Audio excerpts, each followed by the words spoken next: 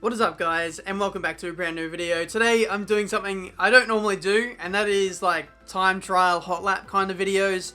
I thought I'd just show you guys what it looks like when I actually drive quite well. You see a lot of my league races, you see my career mode. Sometimes I'm quite unrefined, unpolished. In this video we're actually going to get really sweaty and see what kind of time we can do. So I did this the best part of 3 or 4 days ago. I wasn't going to upload this, but after seeing the Australian Grand Prix, getting hyped up for qualifying, seeing the top 3 teams all within 1/10, before Lewis Hamilton crushing all of my dreams in the final run of Q3, I thought I'd just show you guys a hot lap around the Albert Park circuit in the F1 game. So, essentially, we're going to see what our pace is like up against the fastest people on the game, on the Xbox side. And see what we can do, just in preparation for the new season of league racing for both AOR and SRL, which I'll be taking part in the not too distant future. Right here you can see I'm running through my setup, so just pause it at any time if you want to have a look at it. I'm running the Flying Fin setup. I believe this is the same setup I ran in Abu Dhabi for AOR, the race that I won. Everything is the same, with the exception of the front and rear wings. Which is actually quite high, 5.7 wings. Requires a lot of downforce to be quick here at the Albert Park circuit. A lot of tracks on the F1 calendar, at least on the game, you don't really need all too much aero, but this place you certainly do to get around the circuit, which is what makes this circuit actually quite unique compared to some others on the game. But we're going to go for the flying lap now. You can see we've done 29 laps already. I didn't know I did that many laps. That's more than a 50% league race. That's a lot of time. So I spent about an hour on the game doing these flying laps. I'll take you through this lap. Turn 1 and 2, absolutely flying through there, 5th gear. Braking now at the, I think one of the safety car light meters for turn 3. 3rd gear through there, 4th through turn 4, up through here. Yeah, just going absolutely flat out. I got to a point where I was just doing so many laps in a row, and I got in this really good rhythm. And at this point when I was driving, it was a weird sense of concentration. I was almost driving like I wasn't even concentrating. It was all natural, which was really weird. I didn't have to think about anything, I was just doing it. But anyway, going through the middle sector now, 7th gear, shifting up to 8th. This is the fast turns, 11 and 12. 7 through there, absolutely flying through there, like maximum speed. Really on the limit of grip there, because with the setup that we're running with high aero and trying to maximize all the corners, but it's really taily through there.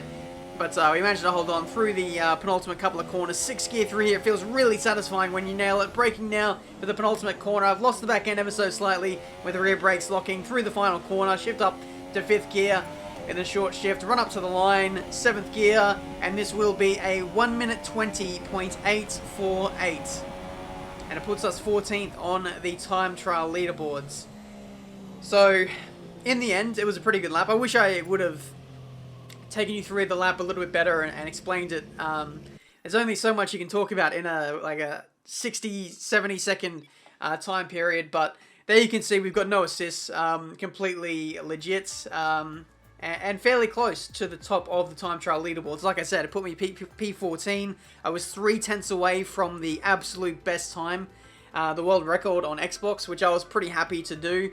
I can actually still improve as well. Like, bear in mind this lap was really good, but there's still, I'd say at least 2 more tenths in this time. I just have to nail the lap better, and I think if I worked on the setup a bit more and actually spent more time doing it, I think I can actually beat the world record. And that's quite weird to say, because in the past I haven't really rated myself as a top tier driver on the F1 games. I've got myself very rusty after doing a lot of career modes and a lot of just making YouTube videos for the last few years. I've taken a more casual approach to the game. But yeah, pretty solid time. You can see we're ahead of quite a few quick people, but once they jump on the game, they'll improve their times as well. And I'm looking to improve mine as well as we get closer to the season of league racing. Now, my lap itself, it wasn't perfect. Turns 1 and 2, there were some issues with the track limits, and I'll slow it down in slow motion for you. But I just want to point this out to Codemasters. There are some tracks on the F1 game where you can get away with exploiting the track limits a little bit. But when I was driving this, I actually didn't know that I had sliced turn 1. You can see all 4 tyres just inside the yellow line, that should be an illegal lap. And then again on the exit of turn 1, that's outside the yellow line as well. So little discrepancy there.